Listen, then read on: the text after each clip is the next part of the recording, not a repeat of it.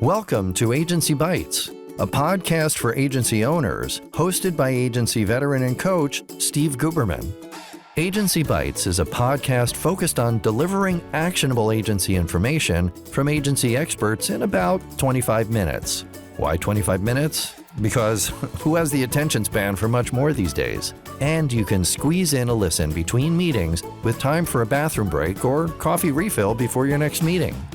Welcome to Agency Bytes. I'm your host, Steve Guberman from Agency Outsight, where I coach agency owners to build the business of their dreams. This week on Agency Bytes, I'm joined by Natasha Golinsky, a powerhouse in the agency world. She's the founder of an award-winning web development and e-commerce agency, a three-time nominee for the Canada Women of Influence Award, and a tireless champion of female agency owners. Natasha is also a mom of three and a breast cancer survivor who brings grit, heart, and a deep sense of purpose to everything she does. I'm thrilled to dig into her journey, her mission, and the lessons she's learned along the way. Natasha, welcome to the show. Hey, thanks for having me, Steve. So excited. Yeah, I'm excited to dig in. You and I first kind of crossed paths recently through the Bureau of Digital. Yeah. All praise to the Bureau. Hail Bureau.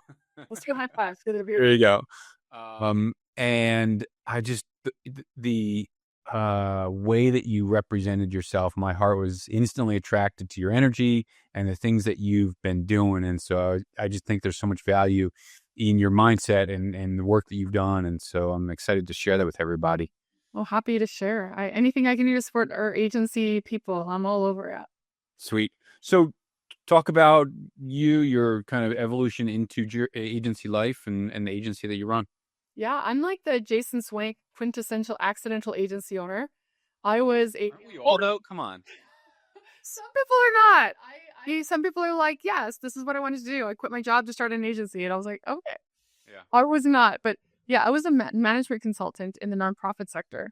And I had a client who was like, can you find someone to build a website or fix my website? And I was like, yeah, sure. And I went to Upwork and I got a guy from Bangladesh for like $10 an hour. And I had no idea what I was doing. I was like, whatever, right? Didn't know. Anyway, so we did the guy's website. Turned out really nice thanks to my guy still on my team 10 years later. And then he's like, can you do like my colleague has a thing? And it was like, we did that site. And then it kind of just sort of evolved. And I, to date, have never built a website. And I run a web development agency, which is very ironic, I realize. And anyway, so it just kind of evolved like that. And so yeah, 10 years later, we're a custom dev team. So we are a full stack custom dev.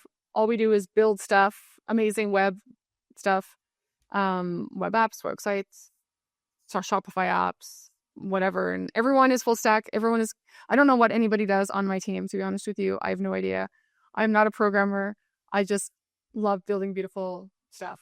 And so you don't know how the sausage is made, but you're selling it and they're making it. I love that. No. But what I do know is how to get the right people on the bus is what I know. And I was in a previous life, I was a recruiter.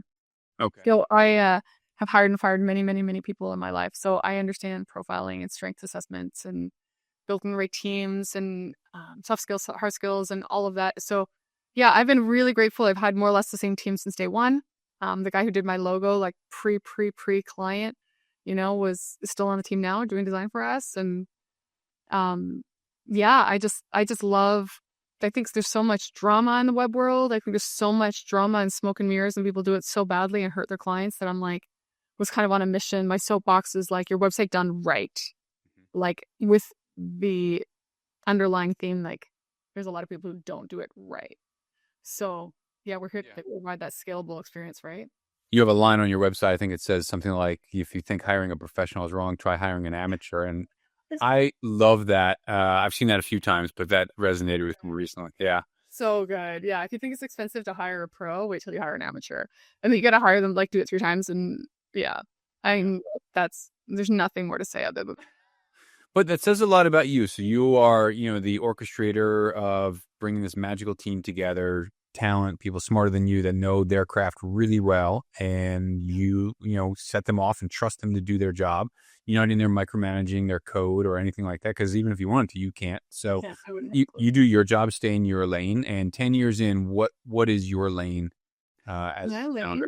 Now? Yeah. Mindset for me, money, marketing. In that order? It depends on the day. Generally, it's like mindset, marketing, money. It might start my day with my morning, like my morning mindset set up, and then I kind of make sure my team is sort of on track, check in with my project manager, and then my day is marketing, and I do the money as we go. So, but before, like pre-cancer, I was doing all the management too, and that now is thankfully off my plate, which is a huge gift. So life-changing events, pivotal events, personally and professionally, and coming through that's shifted how you show up for work. The mindset thing's been there for a long time, yeah? Yeah, that's been a piece, I think, for every entrepreneur. Like, I was interviewed on this other podcast like a month ago, and they were like, what's the key to like, because I've been running a business since I was 13. Like, I've never had a job. I've always been self-employed. Wow. And I'm like, it's a mind fuck. The whole thing about being an entrepreneur is just a mind fuck. Like, mechanics and money, anybody can learn that. But if you can't stay in the game, like be resourceful and be gritty, and like hear these stats, right? Like this many people went out of business, and this many people went out of business, and 5 years, and 10 years, and 2 years, and whatever it is. It's like, I really don't believe like it's a question of run out of resources, or it's like, no, you got to get your shit together, and you got to be tough, and you got to figure it out, and you got to get scrappy, and you got to be resourceful, and you got to like keep your head in the game. And like, so I don't know. I think everything about being an entrepreneur is in your head. I agree. I had a call with a guy the other day, and he had never heard of the phrase imposter syndrome. Oh, really? And I was like, what rock? What? How'd you get out from underneath that rock? But like for me, I could close, sign on a new client, and in the very next thought process, I'm like, why me? How am I going to help them? I don't know anything about. And it's crazy how and I've coached over 100 agencies at this point, and I still get that. And I have friends that are coaches, and they say the same thing. And so, yeah, it is mindset. So what's your magic pill? What's your secret sauce? For mindset? Yeah, what's your process? Well, I usually wake up very anxious. I don't know if that's a common. I'm just common for most people. You wake up and you're like kind of like strung out already, and nothing's even happened yet. I'm not one of those people who like lies around in bed, like drinking her coffee, like la-di-da. I'm like, like I really struggle to like start from a place of centeredness. So like what I do when I start my days, once everybody's out the door, kids are gone, partner's gone, everybody's gone, I'm like, okay. So I like sit down, and I usually like, I don't know if you've ever read the book, The Artist's Way by Julia Cameron, but her whole thing is she's like, do your morning pages, like empty your mind, write it out. And so she does it 3 pages longhand, but I can't write longhand because I can't read my own writing. But it's like, I do it, I write 1,000 words. I try to write at least 1,000 words, like in this journal software that I have. And I'm like, so I just kind of like dump my brain out, and like what I'm struggling with, what's stressing me out, what beliefs I'm stuck on. And I just kind of journal it out. And usually like by the end of it, I'm like, okay, I kind of find a solution. Like I kind of talk to myself to be like, okay, this is really bothering me. Well, why does that bother you? And then tell me, why does that bother you? And what if, and I can kind of like mind hack myself a little bit. So I do that. And then on whatever I found my issue was that day, I do a lot of like, I love EFT. I don't know if you know anything about EFT, but it's like the emotional freedom technique of like tapping on pressure points to like manage emotions and grief and trauma. So I've heard of tapping. I don't think I've heard of it for free. Yeah, it's the same thing. It's just called EFT, like emotional freedom technique is the tapping. Okay. So like, for example, let's imagine that I have a lot of fear about losing a client or something, and I'm like, oh my God, how am I gonna have the money? How am I gonna make payroll? How am I gonna, I'm a failure, I'm gonna be out of business, it is all going to hell, like the whole thing. I'd be like, hey, let's do some EFT on anxiety. And then usually after 10, 12 minutes, you're like, okay, I got this. I can handle this. I'm top. I got this. So I do EFT. Like I tried, like it helps me a lot. Like I've tried a lot of modalities for mindset management, but for me, EFT is like really, really helps. And then like, as I'm brushing my teeth, as I'm making breakfast, as I'm getting dressed, I listen to like really like wealth mindset kind of audios. So I love that. I have certain people that I love that really resonate with me. So I like to do that kind of just in my filler. Like if I sit and have a snack, I just kind of listen to something, or, and then if I feel like I'm getting stuck in my workday, if I'm feeling I'm being triggered by something, I usually will like stop, take a breath, walk away, think, like go back to my journal sometimes. Being around amazing people, like you got to be around people, like shout out to pieces like the Bureau and other communities. Like if you're not around people who lift you up, you will not make it. Yeah. And I'm saying that from experience. Like I said, I've run my own business my entire career. Like entrepreneurship is not a one-man show. It's a crew. It's an entourage. It's having that community to be like, guys, hey, I don't know. What do I say? How do I handle this? What's the paperwork I need here? Like, whatever it is, like, you need people. And who are in the same boat as you. So I would say those are and then fitness stuff, like I try to move every day. Like I have a walking treadmill under my desk, which really helps kind of like stay calm. Bless your coordination to be able to do that. It depends what I'm doing. But if I really have to think, I stop walking because I get confused. But it's just, like movement really helps removing toxic people. If you have a client who's like toxic, like get them off your roster as fast as possible. Yep.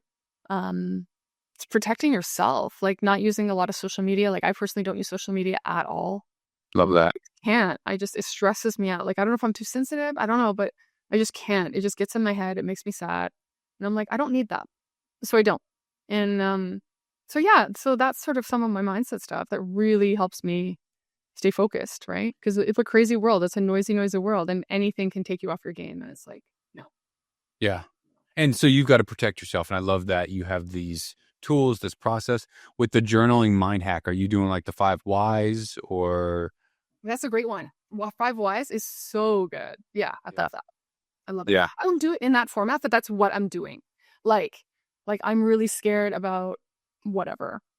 And then like I remember when I was diagnosed with breast cancer, I had to make a hire. I had to make a very expensive hire to like come in and be my ops person because I was going to be out, and I was diagnosed, and then 6 weeks later I was going in for surgery. So like I had a bilateral mastectomy, and like, so I'm like, I need someone to do my job, or I got a team, I got clients, I got responsibilities, I got projects that are underway. Like I cannot just be like, sorry guys, like I'm out. Like, so I brought someone in terrified because this was going to be a very big hire. And I'm like, how am I going to pay me, pay her, pay my team, pay my bills, pay whatever, and be dealing with cancer and not be working?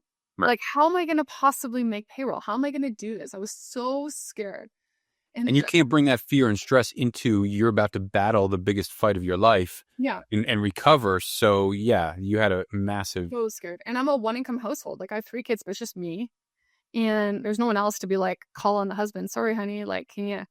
It's just me. It's just me. So I was like, okay, this is interesting.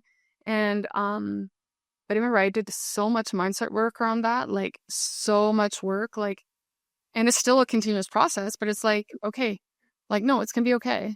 Like the money's gonna come in. Don't worry about it. Like you're gonna make it. Like, and it was fine. I like made her payroll. I made everyone else's. I didn't have to lay anybody off. I paid myself. I saved a bunch of money. I paid off a bunch of debt. Like, it was, but it was all in your head because the other side could have been like, this is it. We're done. Or like, it could have been so easy to be like, give up. Like, chemo makes you want to like, I don't know if anybody's been through chemo, but it's like, it just messes with your head, right? You're just like, you feel so awful. You're so drugged out. You're feeling so bad. And it's like the mindset required to like stay focused. Because what I did was I did 1 week was like my chemo week, and I was kind of like managing things on Slack from my bed. And then the second week of after chemo, because you generally have chemo like in cycles, right? So you have 1 week of chemo, and then you have a week to recover, and then you go back. And so my non-chemo week, I'd be back and I'd be working, and I'd be kind of feeling fine, feeling good. But then boom, you're back down again. And then so she and I would do FaceTime, and I'd be like talking to her, but she would run things, and we got through it. And like I said, May was my second biggest month of my career, like 1 month out of chemo. So amazing. Yeah, it was a crazy ride, but it teaches you a lot about leadership, and it's like, especially as an agency owner, like your team is everything. Like your community for yourself, for your internal, like your own people is key for you. But then you've got to have a team. Like the one thing I learned is like, as an entrepreneur, it's like, you have to be positioned to be supported. Do you know what I mean? So I have a really strong team. Like I had a really good team. So like they just ran it, and they knew I was out, right? And they just handled it. And then my home team, I had my kids and my partner and my mom and my family and my medical team and friends. And like that illusion that you can do it alone, I think is the entrepreneur myth. Self-made, I hate that word. There's no such thing. There's no such thing. No, nobody's done it themselves. I fully agree with you. Yeah. So you had to make this decision, bring in an ops person. They're still there. You're in a new lane because you're not doing all these things that you were doing prior to that. So this diagnosis forced your hand to get things off your plate, Yep. bring in somebody, trust them to do ops for you. Yeah. And so you had your biggest month in 10 years, which is amazing. I hope that trajectory keeps going for you. Me too. What are some, I guess, hacks, tricks, thoughts on taking that mindset and putting it into action as opposed to it just being mindset, and bring your team into it, activities to connect with your team over those things? That's such a great question. So like, how do I keep like the high vibe going? Is that what you're asking me? Yeah, I mean, so the day-to-day is great, and the daily process is great, but like, how do you put them into action and activities to bring your team into the same energy that you're operating at? Oh, okay, got it. Okay, that's a great question. I've never been asked that. Okay, let me think. I only hire people who are very high vibe, happy people. Mhm. Number one. If someone's grumpy, they're not going to stay on the team.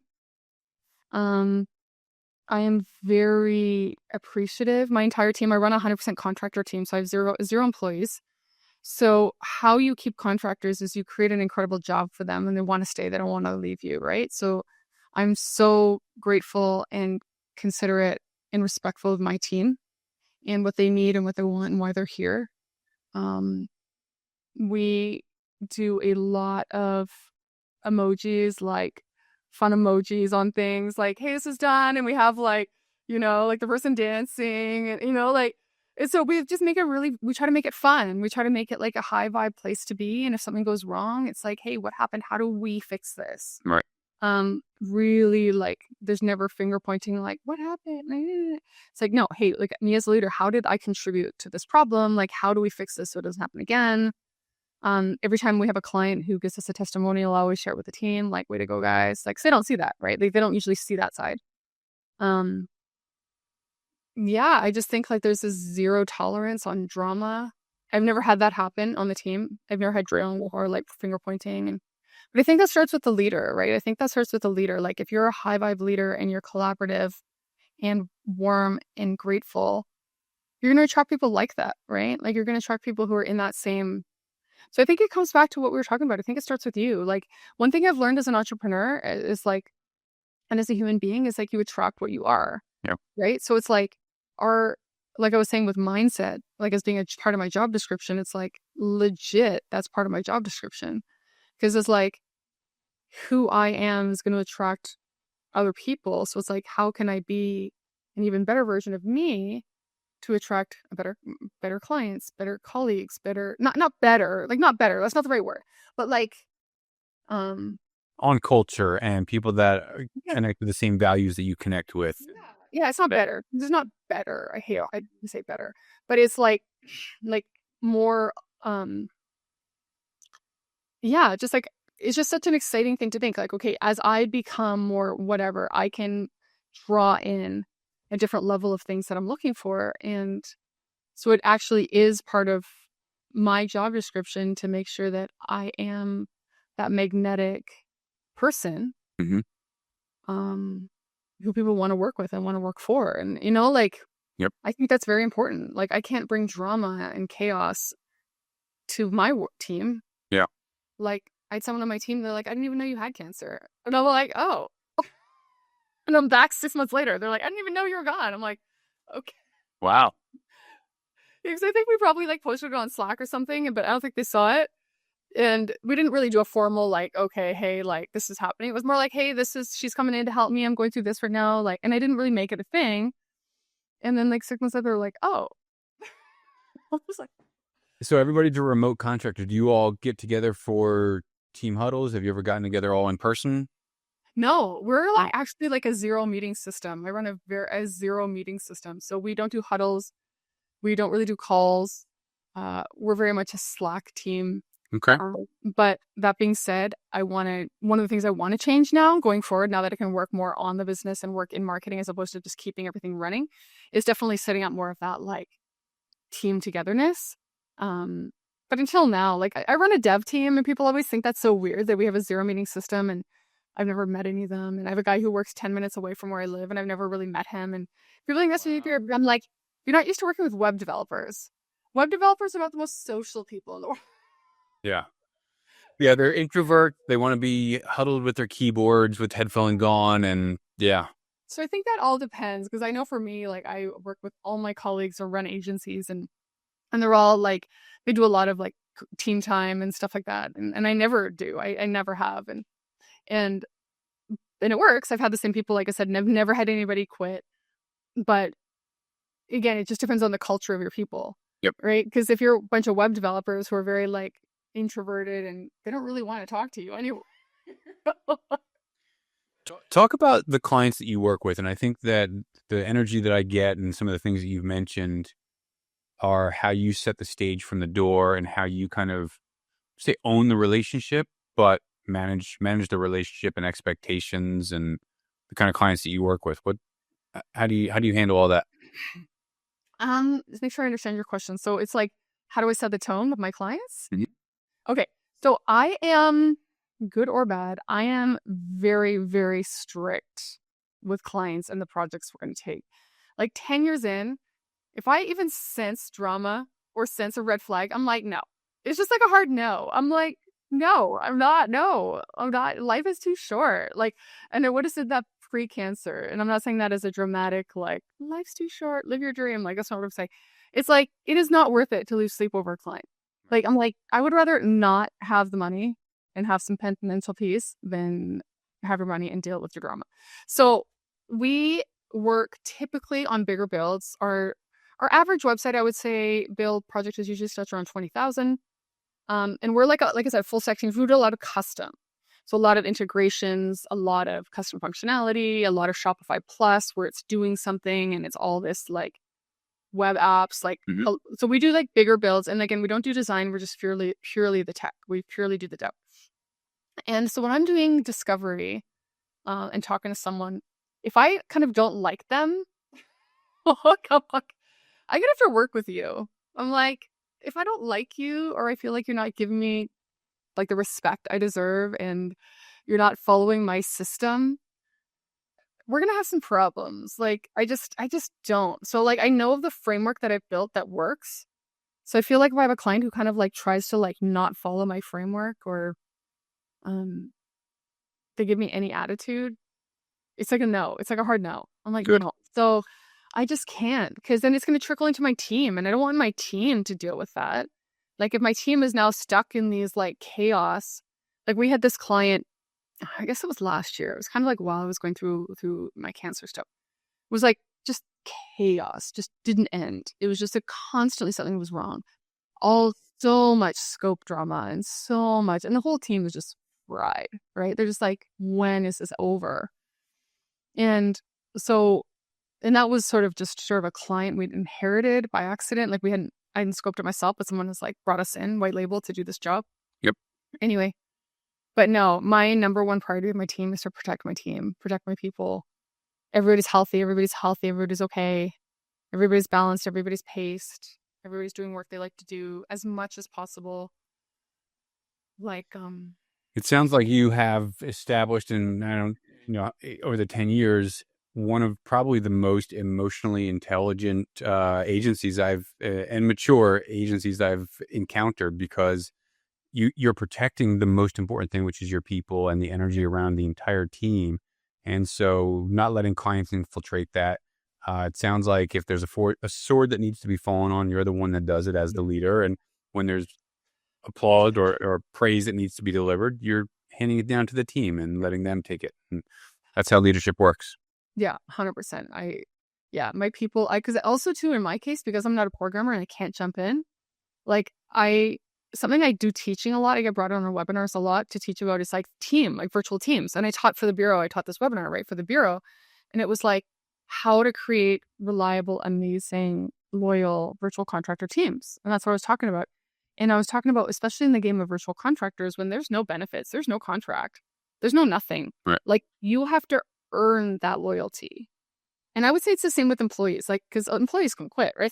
But you have to earn that loyalty. Like they don't owe you anything. Right. Like they could walk and not tell you.